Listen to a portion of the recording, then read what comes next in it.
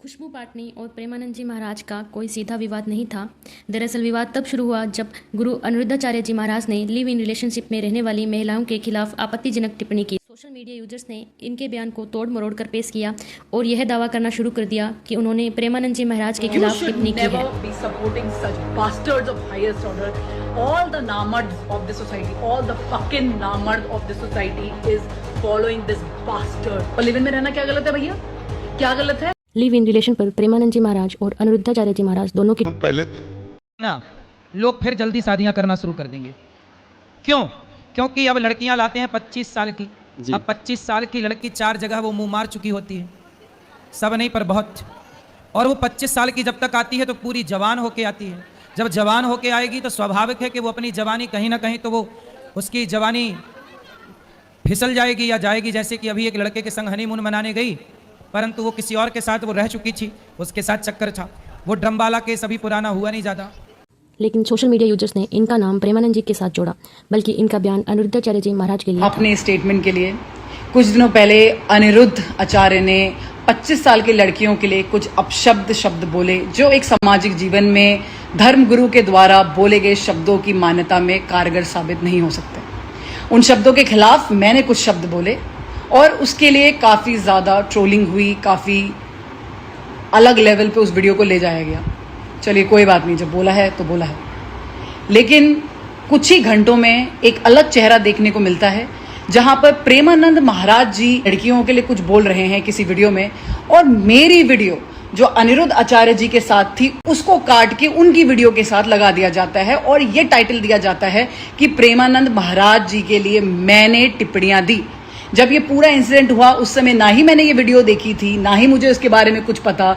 ये पूरी वीडियो मैंने अनिरुद्ध आचार्य के लिए बनाई थी। दुनिया भर की बातें, दुनिया भर की गालियां, दुनिया भर की ट्रोलिंग, दुनिया भर की नेगेटिविटी झेली मैंने, सिर्फ एक ऐसी चीज के लिए जो मैंने करी ही नहीं। अनिरुद्ध आचार्य के लिए आप मुझे बोल सकते हैं कि हाँ मैंने बोली, मैं बिल्कुल उसको लेने को तैयार हूं। लेकिन प्रेमानंद महाराज जी के लिए मेरे मुख से एक शब्द नहीं निकला, ना ही मुझे उनकी वीडियो के बारे में कोई भी ज्ञान था। लेकिन उनके जो फॉलोअर्स थे उनकी भी गालियां मैंने खाई। ये एक तरह से फेक न्यूज एजेंडा बनाया जाता है। प्लीज इसको समझने की कोशिश करिए।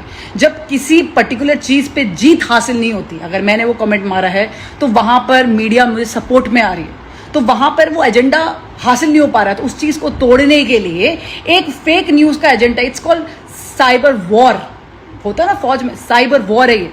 एक दूसरी न्यूज फैलाई गई जिसमें मेरी इमेज को डाउन किया गया, अननेसेसरी उसको पुल डाउन किया गया ताकि इस न्यूज से हमारा ध्यान हट सके, और ऐसे ये पूरा एक चक्रव्यूह रचा गया। लेकिन अब एक चीज की हद पार हो रही। हद तब पार हुई जब प्रेमानंद महाराज जी को किसी की फेसबुक में डेथ थ्रेट आई कि भाई जान से मारने की धमकी।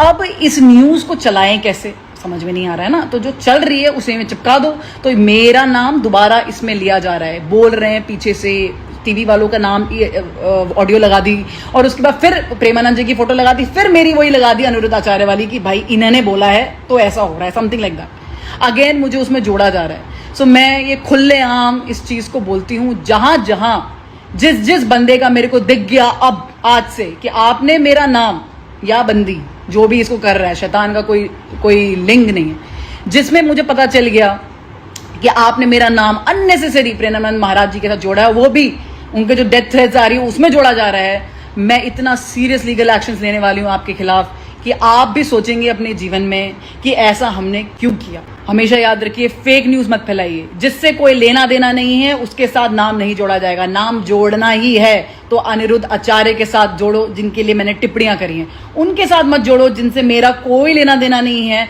मैंने कोई वीडियो नहीं देखी। मैं फिर आपको बताना चाहती हूँ, जो मेरी ऑडियंस है, प्लीज इस वीडियो को शेयर करिए आगे तक, ताकि जितने भी लोग ऐसी वीडियोस को देख रहे हैं वहां पर रिपोर्ट करिए कि ये फेक न्यूज है। मेरा प्रेमानंद महाराज जी की वीडियो से कोई लेना देना नहीं है, मैंने उनके लिए कुछ नहीं बोला। मेरा पूरा वाक्य, हर चीज अनिरुद्ध आचार्य जी के लिए था। 30 जुलाई को मैंने अपना एक रिटन क्लैरिफिकेशन भी डाला था। आप लोग मेरी पेज में जाके मेरा रिटन क्लैरिफिकेशन देख सकते हैं। उसमें मैंने ये बात क्लियरली बोली है, बट मुझे ऐसा लग रहा है कि शायद लोगों ने पढ़ा ही नहीं है मेरा ऑफिशियल क्लैरिफिकेशन, और दैट इज वाई इस लेवल का ड्रामा चल रहा है। तो इसलिए मैं मजबूर हो गई कि भाई मुझे वीडियो बनानी पड़ेगी, लोग पढ़ते नहीं हैं आजकल के। बहुत सारे लोग मुझसे ये भी बोल रहे हैं कि उन्होंने बोला था तो आपको मिर्ची क्यों लग रही है, आप क्यों बोल रहे हैं। सो मुझे मिर्ची इसलिए लग रही है क्योंकि जब आप एक जनरलाइज स्टेटमेंट पास करते हैं और आपके शिविर में जब ऐसी लड़कियां आती हैं, औरतें आती हैं, जब वो सुनती हैं तो ये डीप रूट्स तक ये बात जाती है कि ये नहीं होना चाहिए। जो पेरेंट्स अपने बच्चियों को पढ़ने नहीं देना चाहते हैं उनके लिए ये वैलिडेशन टिक हो जाता है कि जल्दी जल्दी लड़कियों की शादी करा दो, भाई ये तो मुंह मार रही है। फिर एक और स्टेटमेंट आता है कि नहीं, हमने तो सबके लिए नहीं बोला, हमने कुछ के लिए बोला। भाई भारत की पॉपुलेशन जानते हो कितनी है? कितनी है भारत की पॉपुलेशन? उसमें कुछ कितनी होंगी?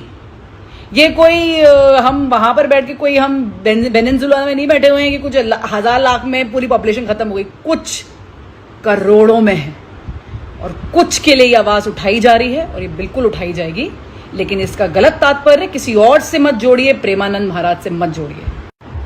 फिर इस पे बहुत लोग बोलते हैं कि क्या गलत है अगर लड़की जल्दी टाइम से शादी कर ले, अच्छा ही है ना, घर बस जाएगा, बच्चे पैदा हो जाते हैं टाइम पे, ये सब चीजें आती सुनने में आ रही बहुत ज्यादा। क्या गलत बोल दिया, इसमें क्या गलत है, इधर उधर मुंह नहीं मारेगी। तो मैं आज उसमें आपको थोड़ा गलत समझाने की कोशिश करती हूँ, पैट्रियार्कल सिस्टम समझाने की कोशिश करती हूँ। जब वो छोटी होती है तो वो अपने पिताजी की अमानत होती है। अब इनके हिसाब से 25 साल की लड़कियां तो मुंह मार चुकी हैं, तो 25 साल से छोटी लड़कियां शादी के लिए तैयार है, मतलब जल्दी कर दो। मतलब उसकी 20-21 साल में बेचारी की ग्रेजुएशन कंप्लीट होगी। जब तक कि वो सोचेगी कि अपने पैरों पे खड़ी हूं, दुनिया देखूं, घूमूं, अपने अपने पंखों को फहराऊं, आजादी लूं, मुझे फ्रीडम चाहिए, तब तक उसकी शादी हो जाएगी। और घर से निकलते ही पिताजी की अमानत जो है अब अपनी हस्बैंड की अमानत बन जाती है। मैं कोई क्या कमोडिटी हूं? मैं कोई कमोडिटी हूं कि चारे की तरह कभी यहां और कभी यहां डाला जा सकता है? ये फाइट फ्रीडम की है, आजादी की है ये फाइट। अनिरुद्ध आचार्य के लिए जो टिप्पणियां दी गई उस टाइम मैंने ये जब रिकॉर्ड किया तो मेरी स्टोरी में आउट हो गया। अब स्टोरी तो भाई होती है 24 घंटे की, ये रील में तो थी नहीं। रील में होती तो आप सब लोग उसको देख सकते थे। 24 घंटे में जिसने उस टाइम देखा उसने देखा, बाकी गायब। इसीलिए इसका इतना ज़्यादा मिसयूज हो गया। इस वीडियो को काट काट के जब उनका मैंने नाम आगे लिया, अनिरुद्ध आचार्य बोला जब मैंने, जहाँ पर वो काट दिया, मुंह मारने वाला डाल दिया, उसके आगे वाला डाल दिया, ऐसे कर कर करके एक बहुत बड़ा प्रोपोगेंडा फैलाया गया। सो मैं उन सब से बोलना चाहती हूँ जो अलग अलग चैनल्स में काम कर रहे हैं, जो ये इन्फॉर्मेशन को मीडिया में बार बार आउट कर रहे हैं, थोड़ा सा अपने अंदर डिग्निटी को रखिए। अगर आपके अंदर इंसानियत है, अगर आप सच के तरफ जाना चाहते हैं, भले ही किसी ने कुछ भी, बोलो ना, जो बोला है बोलो, जो बोला है भाई बोलो, लेकिन सच का साथ दीजिए। जो सच है वो बताइए, झूठ नहीं। याद रखिए इनके लीगल रिपरकेशंस हैं। उस वीडियो में एक शब्द नामर्द मैंने बोला है काफ़ी, कि जो फॉलोअर्स हैं वो ऐसे हैं करके, उन चीज़ों में काफ़ी लोगों को वो चीज़ पसंद नहीं आई। रक्षाबंधन आ रहा है, तुम्हारी बहनें हैं जो शिविर में जाती हैं, तुम्हारी छोटी बहनें होंगी, तुम्हारी बड़ी बहनें होंगी, है ना, जिनके अपने सपने हैं, जैसे तुम्हारे हैं। जैसे तुम्हें जिंदा रहने महसूस होना चाहिए, मैं जिंदा हूँ, मैं नौकरी में कुछ अच्छा करूँगा, मैं अपने घर वालों के लिए कुछ अच्छा करके दिखा सकता हूँ, मैं देश के लिए कुछ अच्छा कर सकता हूँ। ऐसे तुम्हारे बहनों के अंदर भी वो सेम है। रक्षाबंधन में इस बार उनको ये मत बोलना कि बहन मैं आपको प्रोटेक्शन दूंगा बाहर किसी गंदे आदमी से। उनको ये बोलना, बहन मैं घर के अंदर तुम्हारे लिए खड़ा हूँगा। और अगर आप अपनी बहनों के लिए खड़े नहीं हो सकते तो आप कैसे आदमी हैं, इसका अनुमान आप खुद लगा सकते हैं। हर चीज़ को नेगेटिव सेंस में मत लीजिए, हर चीज़ को नकारात्मक सोच में मत लेके जाइए। इसका सिर्फ तात्पर्य इतना था कि अगर आप अपनी खुद की बहनों, अपनी बेटियों, अपनी माँओं का सपोर्ट नहीं कर सकते तो आप मर्द कहलाने लायक नहीं है। और अगर कोई उनके सपनों को खींचना चाहता है, उनके परों को काटना चाहता है, तो आपको अपनी बहनें, अपनी माँओं, अपनी पत्नियों का साथ देना है। इस कंटेक्स्ट में बोला गया है। हर चीज़ को घुमाने की और नेगेटिविटी फैलाने की कोई ज़रूरत नहीं। मेरे लिव इन रिलेशनशिप वाले वाक्य पे भी काफ़ी लोगों ने बहुत सारी चर्चाएं करी। तो मैं आपको एक बात बताना चाहती हूँ भाई, कि हमारा संविधान, भारत का constitution, article number 21, fundamental rights to life and personal liberty, इसका मतलब है मौलिक अधिकार, राइट टू लाइफ, जीवन जीने का, और पर्सनल मतलब अपनी आज़ादी का राइट, लॉन्ग टर्म को हैबिटेशन मतलब लिव इन रिलेशनशिप को मान्यता देता है। ये मैं नहीं बोल रही हूँ, ये मेरे विचार नहीं है, ये मैं नहीं हूँ, ये मेरे देश का संविधान बोलता है। अगर आपको परेशानी है तो आप मेरे पास क्यों आ रहे हो? मुझे तो ये समझ में नहीं आ रहा है कि जैसे कि मैं मोर्चा खड़ा करके घूम रही हूँ, झंडा लगा दिया मैंने कि भाई मैं लिव इन को फैला रही हूँ। भैया ये बना बनाया रूल है, जैसे कि ट्रैफिक के रूल होते हैं कि लाल बत्ती देख के रुकना है, ये रूल है। ये इलीगल नहीं है इस देश में, ये क्रिमिनल नहीं है इस देश में। अगर आपको परेशानी है तो आप जाके बिल्कुल सुप्रीम कोर्ट में जाके चैलेंज करिए ना उनके डिसीजंस को, जाइए लिटिगेशन भरिए।